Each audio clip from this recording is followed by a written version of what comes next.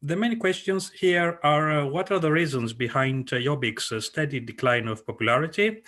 Because the party, in most opinion polls over the last couple of years, has been hovering around 7%, or sometimes lower than 7% of the electorate of the Hungarian electorate's preferences, meaning that polling even lower than newer parties such as the centrist Momentum or the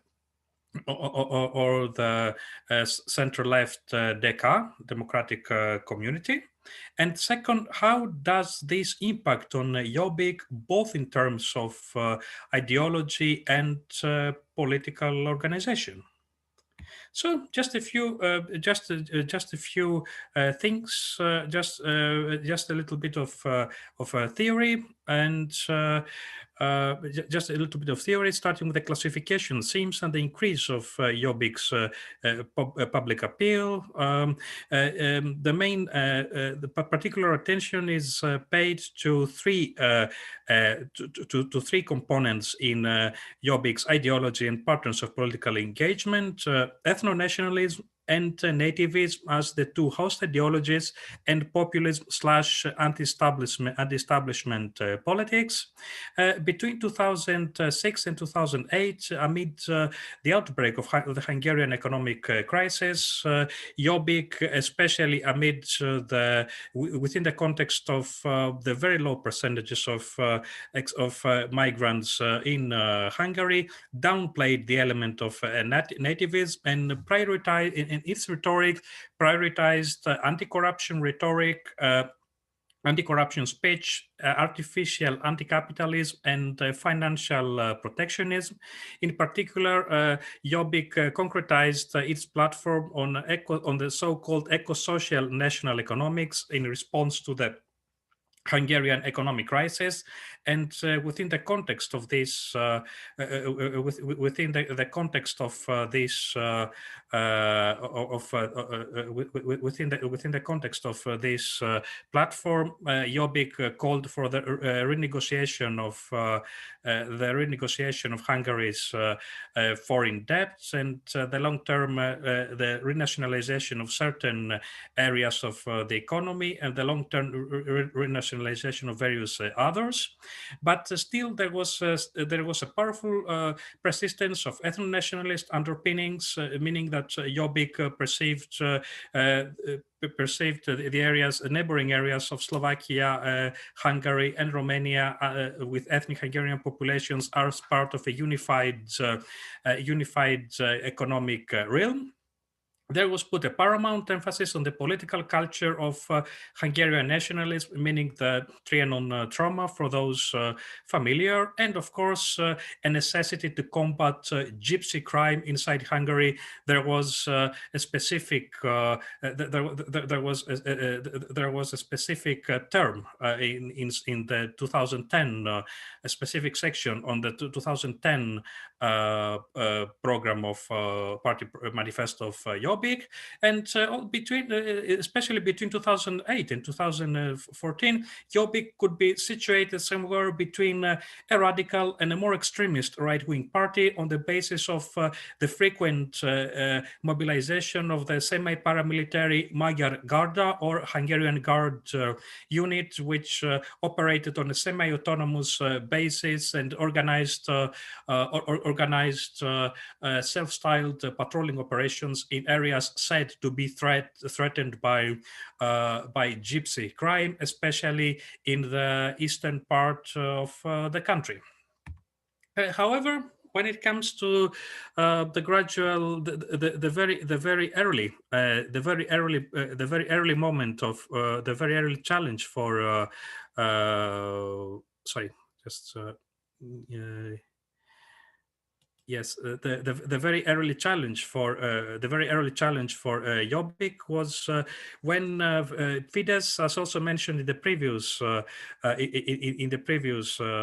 presentation, started mounting its popular support, and especially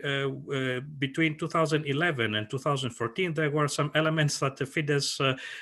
in a way, plagiarized certain aspects of Jobbik's manifesto of 2010.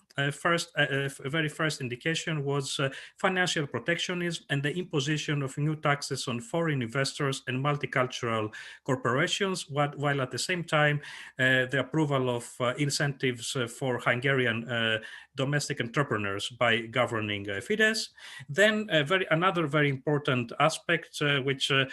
coincides with certain prerogatives in Jobbik's manifesto of 2010, the introduction of government-appointed monitors in the state media. Then, of course, the institutional safeguarding of national symbols, such as Saint Corona, the Holy Crown of Hungary, and the institutionalization of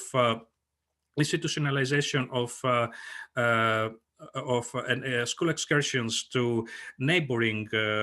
countries where ethnic Hungarian minorities reside, and on top of all, the concretization of illiberal democracy as a full-fledged concept by Viktor Orban, which went one step ahead Jobbik's warnings against the threat of globalization and global liberalism. Then, oops, let's see. Liberalism. Then again, the second stage was the success of Jobbik to capitalize, of Fidesz to capitalize on nativism before Jobbik. As early as autumn 2015, the Fidesz-led government coordinated and staunchly opposed the European Commission's quota scheme for the redistribution of refugees within the EU. Viktor Orban, in particular, pledged to defend European and Christian cultural values, and and also found the support of other leading statesmen within the Visegrad Four, for example, the former Slovak Premier Robert Fico. And then words were soon matched with deeds when the Hungarian government erected a razor-wide fence along the borders with Serbia and Croatia between 2015 and 2016. And when it comes to Jobbik, it was not before the first half of 2016 when it systematically mobilized its basis of support against the potential prospective influx of refugees, and especially after the New Year's Day incidents of sexual assaults in Cologne and other urban centers in Germany. And then again, apart from this, another success of Fidesz vis-a-vis Jobbik was the success of Fidesz to recast anti-Semitism into what I have capped here as anti-Sorosism, because Jobbik between 2010 and 2014 promoted an artificially anti-imperialist platform on Israeli policies and castigating the allegedly belligerent foreign policy of Israel against Iran, also striking pro-Palestine stance in politics within Israel. And Jobbik at the same time also in 2012 went even further and issued calls for the surveillance of Hungarian MPs and governmental officials with alleged links to Israel. And now, when it comes to Fidesz, Fidesz Fidesz at around the same time started targeting, concretizing George Soros as one of Viktor Orban in particular as the arch enemy of Fidesz, and this portrayal of George Soros also in quite a few caricatures that appeared in Hungary at that time also incorporated elements of traditional anti-Semitic imagery, meaning certain stereotypes about the allegedly conspirational nature of Jews and their inability to successfully integrate inside the main body of the societies where they live. And however, Fidesz successfully evaded accusations of anti-Semitism because Viktor Orban in particular was very successful to embed its critique on Soros, not inside the prism of critique on Israel, but into the ideological concept of illiberal democracy and his